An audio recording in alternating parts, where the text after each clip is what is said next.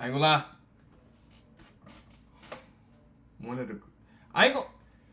I'm gonna let him talk first. I want him to say what he gotta say, but I feel like next season is gonna be better than this season. Just how much the West in particular.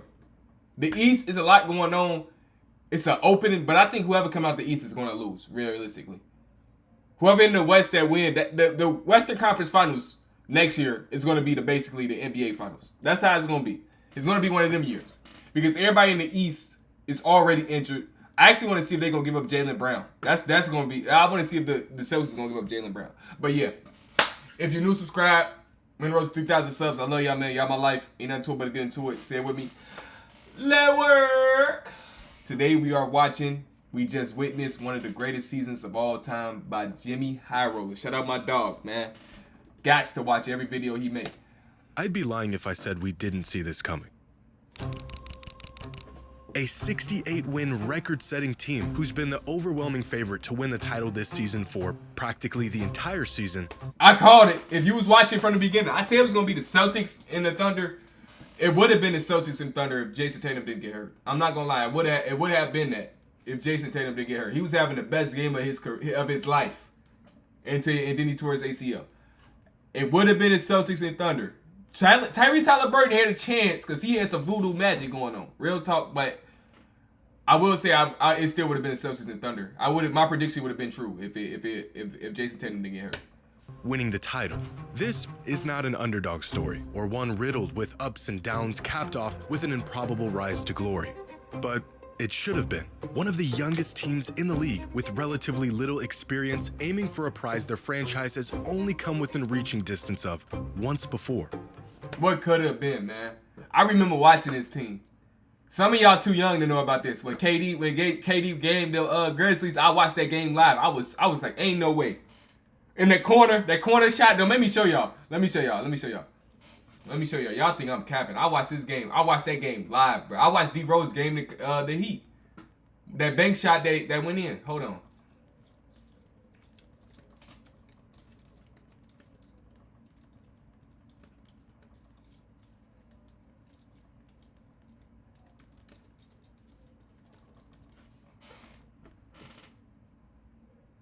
This shot right here. I watched this live. Quick 6-0 run. Now I got a piece of that one. Almost out of bounds. I watched this game live, bro. I literally watched this game live. I'm in the living room like, ain't no way KD just did that. And that's what I was like. I seen KD game too many teams. I'm like, yeah, KD one of them ones.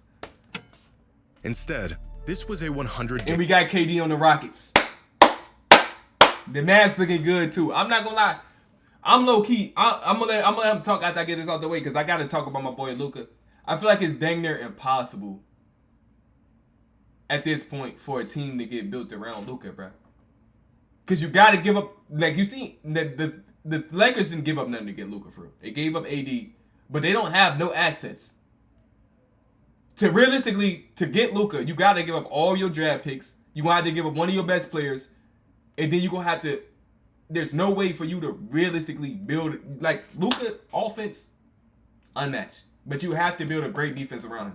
And to get a great defense, you're gonna need assets to go get them players. But to get Luka, you're going to have to give up all them assets that you're going to have to use to get the defense. So I don't really know. Like, I'm low-key... Luka Doncic is probably in a paradox right now. There's no way to win with folks, for real. I don't know how, like, unless you're going to restart your whole team and get and build out the free agency and hope people want to play with Luka. Slaughter. A season of blowouts. Absurd margins. Like, I really wanted it to be like the Mavs could have did what the Thunder did. But Luka got good too quick that they wanted to build. They wanted to just, we got to get him up. We got to get him an all-star caliber player right now. You feel me? They could have built through the draft. Let Luka just grow and learn a game like that. You feel me? But they said, let's trade for Porzingis. Let's trade for this person. Let's trade for that person. They gave up all the assets on the Mavs. But they did build a team around him. I'm not going to lie. That finals team we had was actually decent. Awards and shattered records. A season so dominant that skepticism turned into optimism, which quickly became expectation. And yet the 2025 OKC Thunder didn't just meet those expectations. They obliterated all of them. Because the Thunder aren't just champions, they have now completed one of the greatest seasons of all time. And the Thunder proved why team play matter. Everybody's saying Shea is the best player in the league now. He just has the best team, gang. If you remove Shea and you put Luka on that team, they still win. Like, I ain't gonna lie. Luka probably would have did way better. I ain't gonna cap. I gotta give my boy Luka. Luka's better than Shea. I'm gonna be honest with y'all. I don't want to hear nobody saying Luka ain't better than Shea. He just got a better team, bro. He got a legit better team. I'm not falling for that. Today's video is sponsored by SeatGeek. Whether you're looking for concert tickets or the best seats at the... Yeah, I got premium, gang. You gotta catch me. I got premium. You can't give me ads. Any tickets, only on SeatGeek. Throughout the history of the NBA, 79 different teams have been crowned champions. 79 teams that beat the odds and achieved basketball immortality. But even among champions, there's an even more exclusive club. Teams that didn't just win a title, but set entirely new standards on what is achievable in a single season. Of these 79 title-winning teams, only 8 of them achieved these 3 key metrics: a net rating of at least 10, an average margin of victory of at least 10, and at least 65 wins throughout the regular season. Those teams are the 71 Bucks, the 72 Lakers, the 92, 96, and 97 Bulls, the 08 Celtics, the 2015 Warriors, and the 2017 Warriors. These 8 teams are basketball royalty. So dominant that winning a championship was more of a victory lap than it was a testament to just how great they were. And without exception, all of these teams are... Bro, I wish I was around when...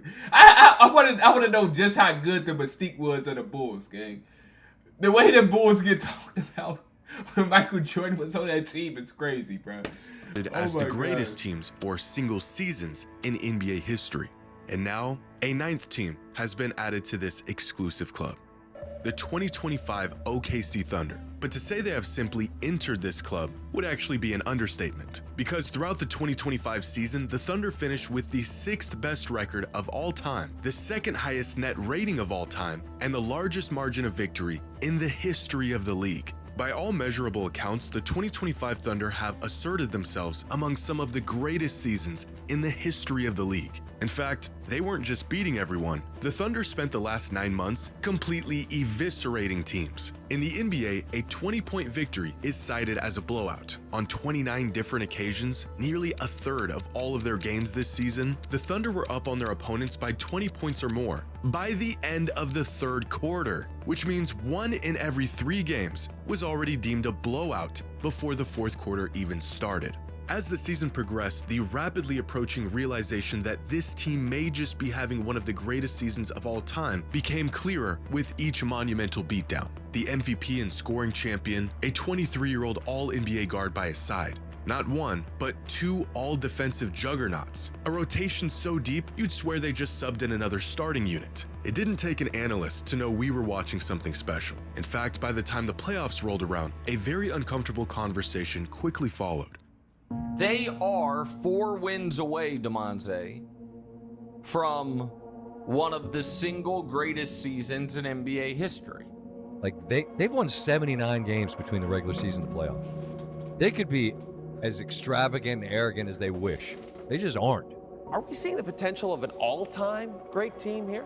The NBA should be worried.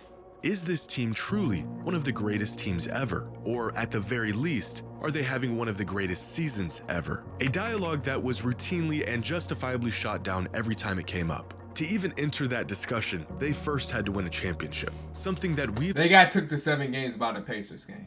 We gotta legitimately think about that. Nobody counted the Pacers in as a title favorite. They went to 7 games with the Pacers.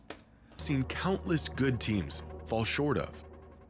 But not this one. Checking the final box on a season that is now certainly in that rare and exceptional group. But of all the things this Thunder team has in common with the greats that came before it, how they managed to pull it off is what sets them apart.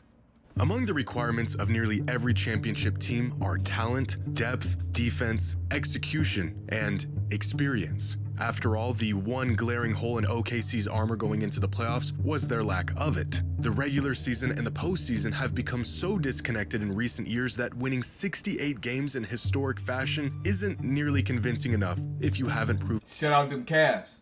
Had all-time regular season. Lost in the second round. Yourself in the playoffs. And as we all know, the road to a championship usually takes years, with countless casualties along the way. Players coming and going, heartbreak, entire roster identities changing in search for a winning formula. But this team didn't just win it all. They won it way faster than they should have. Over the last 30 seasons, the average age across the NBA is about 26.8 years old. Throughout that same time span, the average age of championship-winning rosters is about 2 years older at 28.8 years old. Championship rosters are usually comprised of players with more experience, they're more battle-tested, and in many cases have spent years falling short of a championship before they finally achieve their ultimate goal. The 2025 Thunder being the exception, with an average roster age of just 24.8 years old. By far, the youngest team to win a title in nearly 50 years. In fact, most championship teams don't even have a single player, let alone an entire roster this young getting minutes in the playoffs. So not only have the Thunder just put together one of the most complete and dominant seasons the league has ever seen, they did it about 4 years ahead of schedule. So what is next for a team that essentially checked off every single box in a season? The bird. You gotta keep in mind money is going to play a factor in this. You have to keep in mind money is going to play a factor in this. You think J-Dub not going to want a max deal? You think Dort ain't going to want to get the max money he can get? You don't think Chet is going to want to get the max money he can get? Like, I ain't gonna lie, it's too much money to be spent on this team. Of proving they can do it again.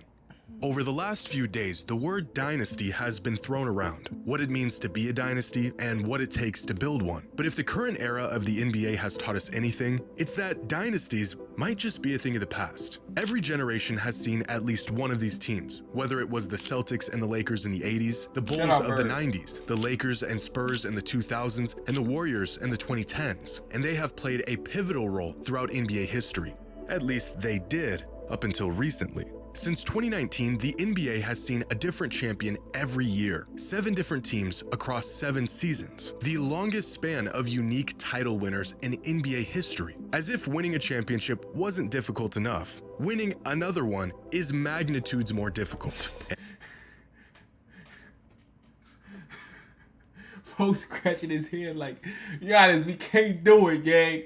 We can't do it. In recent times, it has become nearly impossible. With every team that shows signs of building something that will truly last, comes the stark reminder that it probably won't. Players seeking greener pastures, a championship run often bringing out the egos in everyone involved. They lose sight of the team. Sometimes it can simply be a logistical nightmare to keep a winning team together. Injuries can throw off timelines, young players get too expensive, old players get even older, the mileage adds up, and the window closes a whole lot faster than you would ever expect. Which means one of two things is true. Either we are truly in the era of parity and analytics, the speed of information, modern-day roster constructions, and the depth of talent has made it virtually impossible to build a lead on the competition, or there will be a dynasty of the 20s. We just haven't seen it yet, but we may be looking at one in the making.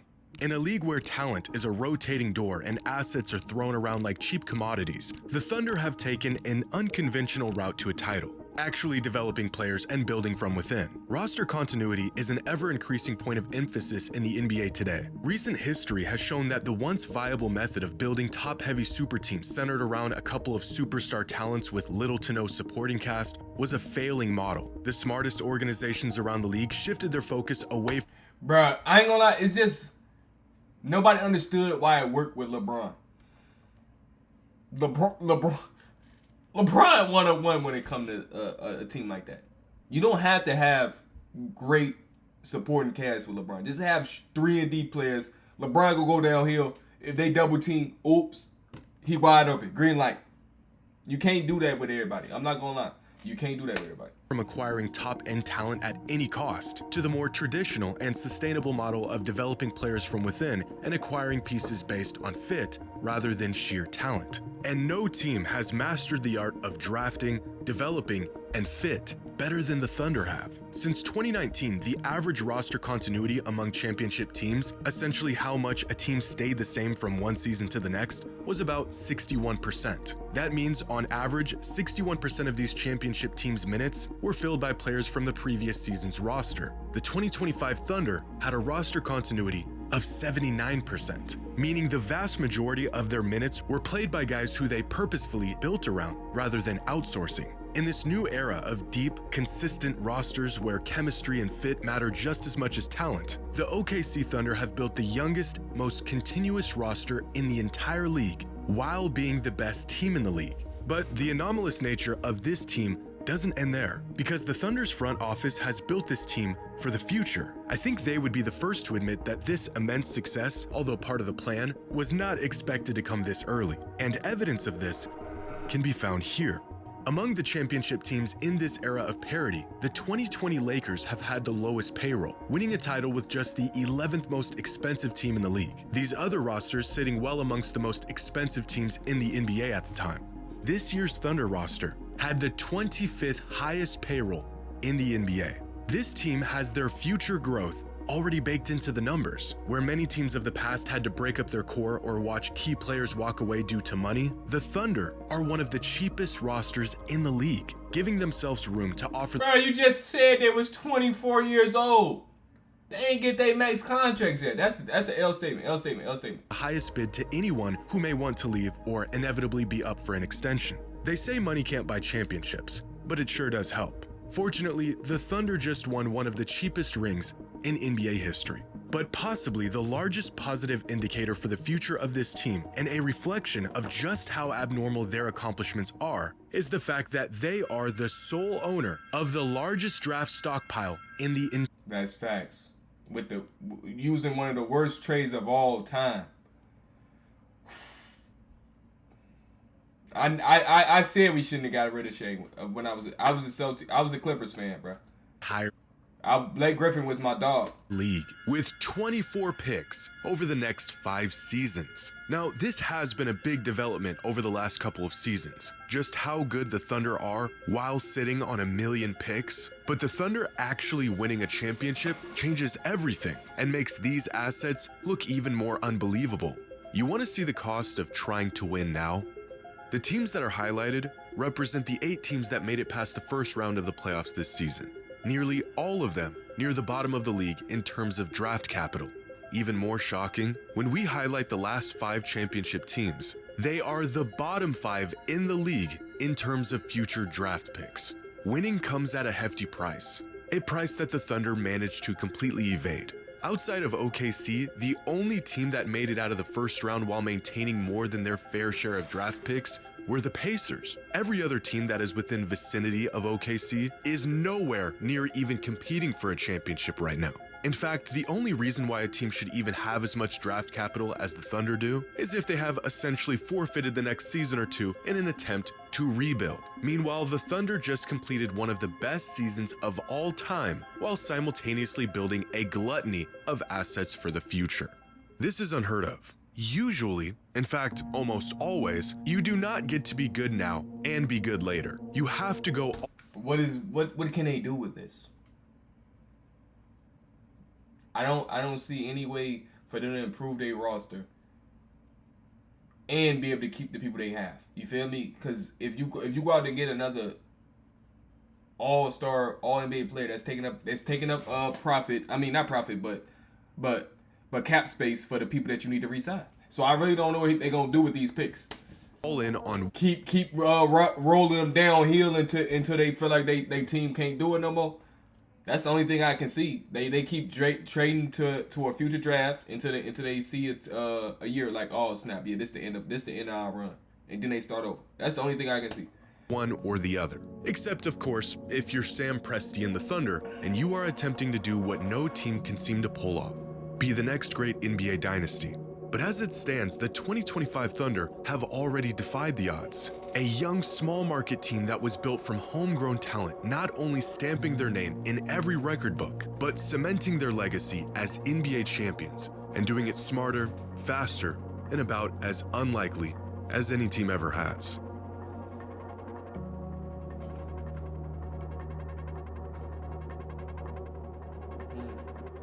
That's tough. I ain't gonna lie, that's tough. Shout out to the Thunder. Hey, next year, I'm calling it.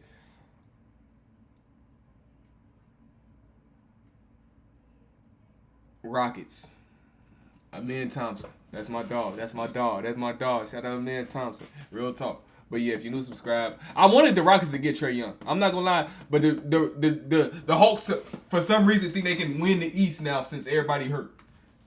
If we would have traded Fred VanVleet in a couple picks for Trae Young, we would have had Trae Young, KD, and Amen Thompson and Sagoon. It would have been busting. I ain't gonna lie, we would have had a real squadron. Real talk.